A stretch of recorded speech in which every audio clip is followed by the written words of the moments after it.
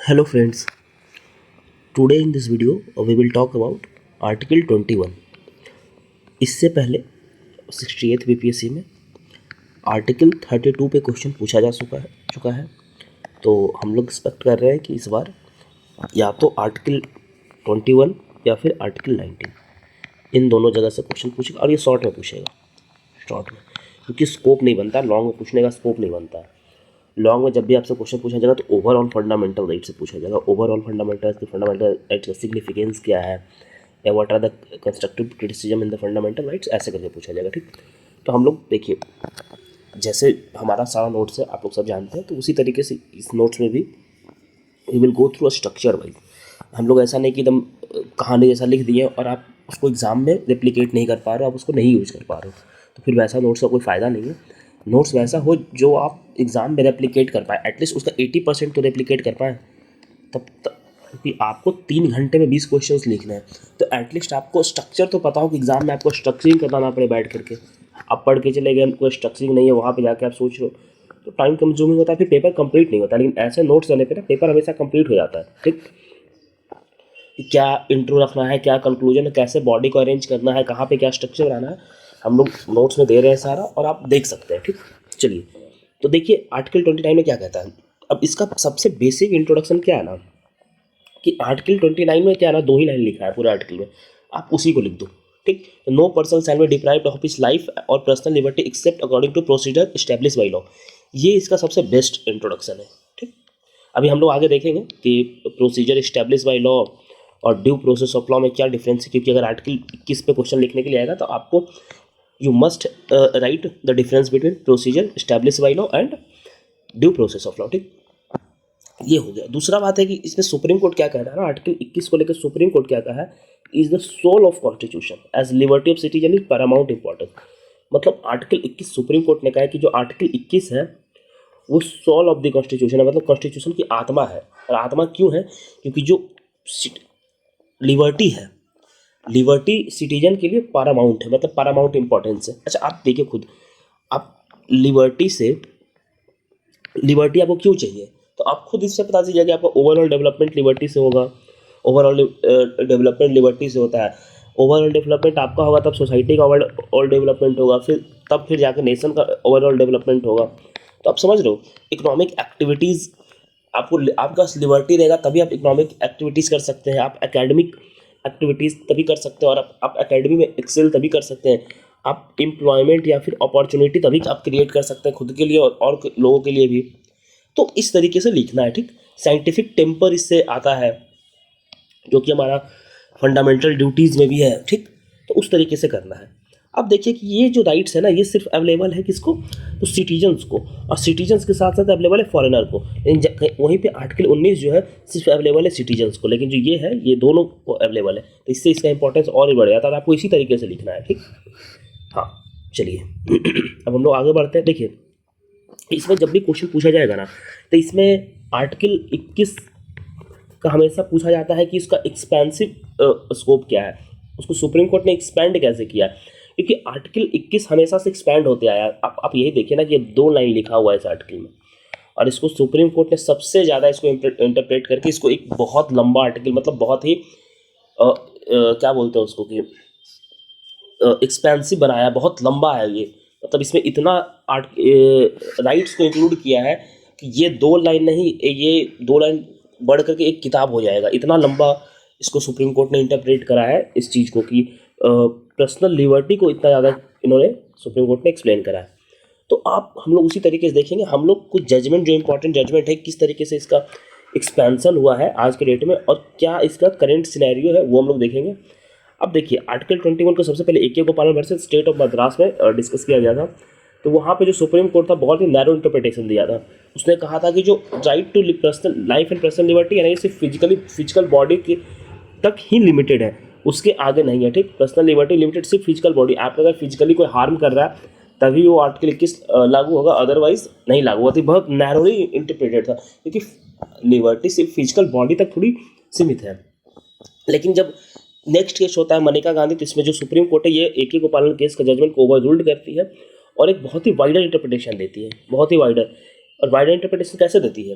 वो wider interpretation इसलिए देती है कि वो ड्यू प्रोसेस ऑफ लॉ को यहाँ पे इन्वोक करती है। ड्यू प्रोसेस ऑफ लॉ क्या आती है? एक अमेरिकन एक्सप्रेशन है। अमेरिका में ड्यू प्रोसेस ऑफ लॉ ही लगता है, ठीक। अब इसमें क्या कहती है कि अगर जो भी लॉ बनेगा वो एक रीजनेबल होना चाहिए, फेयर होना चाहिए, जस्ट होना चाहिए, तभी उस लॉ का मान्य रहेगा। अदरवाइज आप अनजस्ट लॉ बना करके आप किसी का लाइफ नहीं ले सकते हैं, ठीक। अभी हम लोग ड्यू प्रोसेस ऑफ लॉ और प्रोसीजर एस्टेब्लिश बाय लॉ को हम लोग आखिरी में देखेंगे, क्योंकि अभी हम लोग जजमेंट पे चल जाए तो वहाँ पे से डिस्ट्रैक्ट ना हो, इसीलिए। देखिए, अब right to life isn't merely animal existence, मतलब राइट टू लाइफ का मतलब ये नहीं कि बस आप जिंदा है, किसी तरीके से जिंदा है, रोड पे रह रहे हैं, खाना आपको नहीं मिल रहा है, बस किसी सर्वाइवल नहीं है।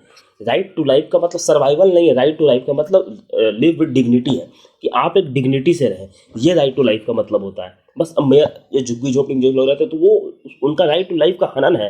अब अगर आप PIL दायर करेंगे तो सुप्रीम कोर्ट उसको देखेगा, ठीक।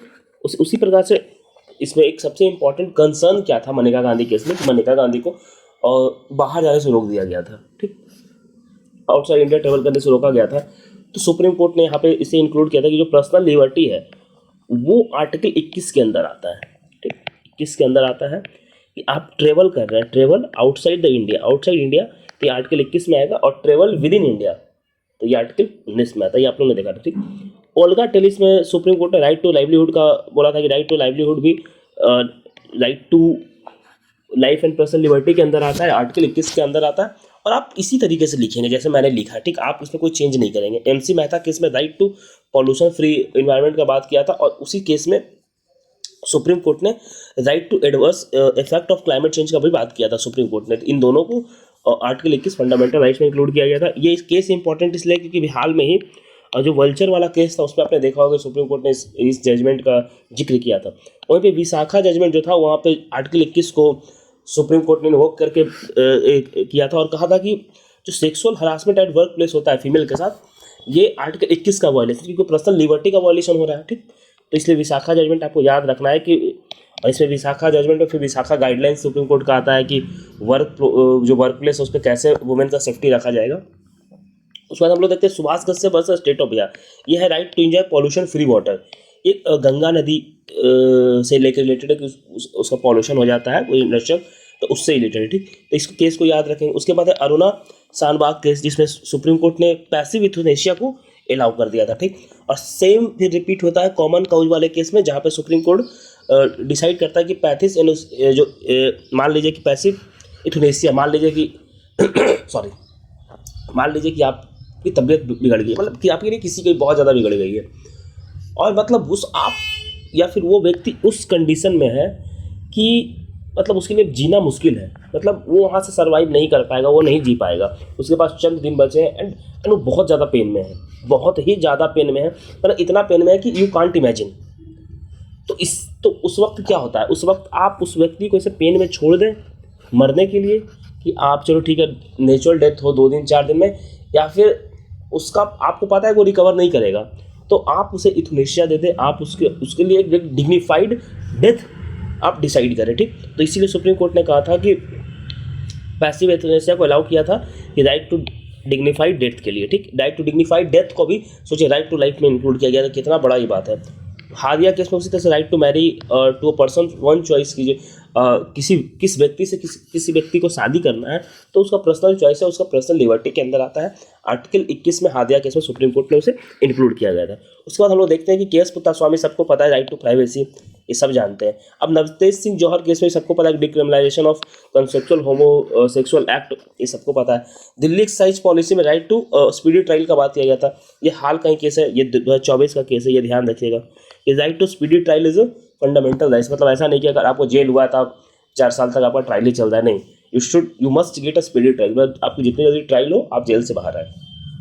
वही रामलीला मैदान केस में राइट टू स्लीप का था, इसको आप छोड़ सकते हैं, बस इतना भी याद रखेगा तो काम चल जाएगा आपका।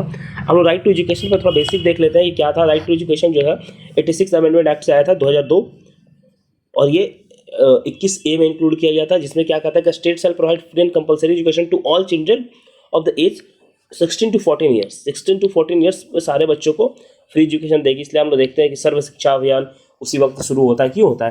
तो इसी कारण से होता है क्योंकि इसमें कॉन्स्टिट्यूशन में डाला गया था और सर्व शिक्षा अभियान के तहत फ्री एजुकेशन दिया जाता है स्कूल में। इसका कुछ आर्टिकल्स हैं।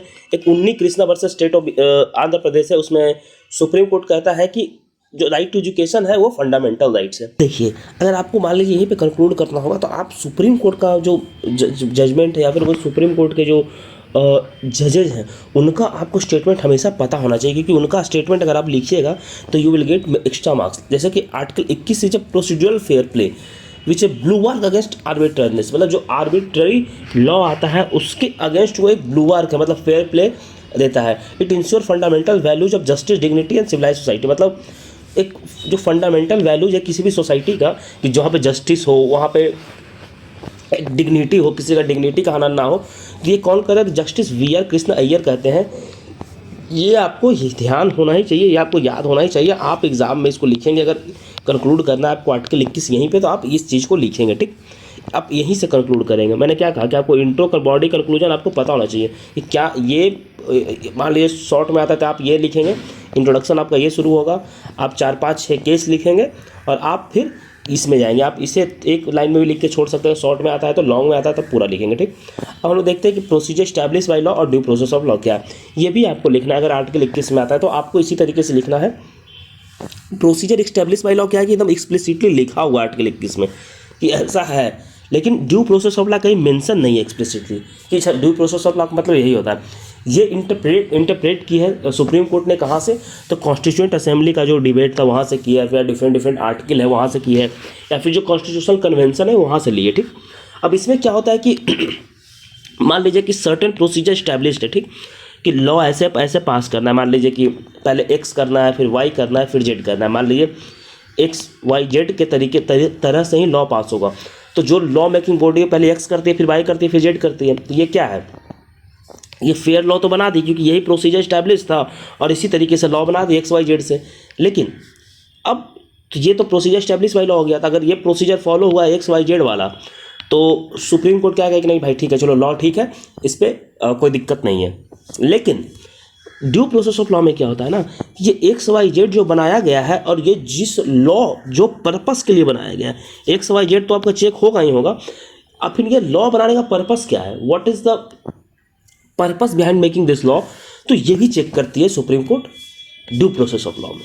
तो मतलब आपने लॉ बना दिया तो वो लॉ जो है बाइंडिंग नहीं होगा, और बाइंडिंग नहीं होगा जुडिशियल रिव्यू होगा। ऐसा नहीं कि आपने लॉ बना दिया तो लॉ बाइंडिंग है, अब नहीं करती। ब्रिटेन में ऐसा होता है, ब्रिटिश में ऐसा होता है कि पार्लियामेंट ने लॉ बना दिया तो बाइंडिंग होता है, but in American there is no binding. India में भी कोई बाइंडिंग नहीं है, ठीक। तो उसी तरीके से अब इसका क्या है कि इसका स्कोप बहुत कम है, इसका स्कोप बहुत वाइडर है, जुडिशियल रिव्यू बहुत वाइडर स्कोप है। तो ड्यू प्रोसेस में उसका पर्पस चेक करता है, उसका वैलिडिटी चेक करती है सुप्रीम कोर्ट, ठीक। उसी तरीके से जो होता है लॉ प्रोसेस, अभी मान लीजिए कि कोई लॉ बना दी, ठीक। अब आप ब्रिटिश को देखिए ना, ब्रिटिश जब इंडिया में राज कर रहा था, जब ब्रिटिश का राज था इंडिया में, रूल कर रहा था, तो ब्रिटिश लॉ बनाती थी, रॉलेट एक्ट ही था। तो रॉलेट एक्ट तो ब्रिटिश प्रॉपर प्रोसीजर से बनाई थी ना, लेकिन क्या वो लॉ रीजनेबल था? नहीं था। तो यही तो अब मान लीजिए प्रोसीजर इस्टेब्लिश बाय लॉ था, तो इसको तो सुप्रीम कोर्ट नहीं चेक रिव्यू कर सकता था क्योंकि ये प्रॉपर प्रोसीजर के तहत लॉ को बनाया गया था। लेकिन अगर वही अमेरिका रहता और ड्यू प्रोसेस ऑफ लॉ रहता तो लॉ का पर्पस को चेक किया जाएगा कि क्या पर्पस है लॉ बनाने के पीछे, क्यों ये लॉ बनाया गया है, लॉ बनाने के जो पीछे पर्पस है क्या वो लार्जर गुड के लिए है या फिर जब एक सेल्फिश इंटरेस्ट के लिए, ठीक। तो वो चेक करता है। उसके साथ ही साथ जो प्रोसीजर स्टैब्लिश बाय लॉ है protects the individual against arbitrary action of executive, मतलब सिर्फ एग्जीक्यूटिव के एक्शन के अगेंस्ट प्रोटेक्ट करता है। कैसे? मान लीजिए कि लॉ कोई बन गया, ठीक, और लॉ में सर्टेन थिंग्स दिया हुआ है कि ऐसे ऐसे करके वो लॉ रहेगा, तो एग्जीक्यूटिव को वो लॉ ही फॉलो करना है। वो लॉ के अगेंस्ट जा करके फिर वो लॉ को वायलेट नहीं कर सकता एग्जीक्यूटिव, ठीक। तो ये अब मान लीजिए कि जस्ट लॉ बन गया, मतलब कि एक फेयर लॉ बना है, ठीक, तो वो एग्जीक्यूटिव उसको फॉलो करेगा ही करेगा, उसको ये नहीं कर सकता कि फॉलो नहीं करेंगे। लेकिन वहीं पे जो ड्यू प्रोसेस ऑफ लॉ है वो एग्जीक्यूटिव और लेजिस्लेटिव दोनों के अगेंस्ट है कि लेजिस्लेटिव लॉ बनाई कैसे है, क्या प्रोसीजर था उसका, क्यों बनाई है, सबको चेक करता है वहीं पे, ठीक। तो वहीं पे जो प्रोसीजर स्टैब्लिश बाय लॉ है वो नेचुरल जस्टिस को फॉलो नहीं करता है, वहीं जो ड्यू प्रोसेस ऑफ लॉ है वो प्रिंसिपल ऑफ नेचुरल जस्टिस को फॉलो करता है। और आप मुझे कमेंट सेक्शन में ये बताइएगा कि नेचुरल जस्टिस को फॉलो क्यों करता है, क्योंकि आप सबने तो पॉलिटी पढ़ा ही होगा।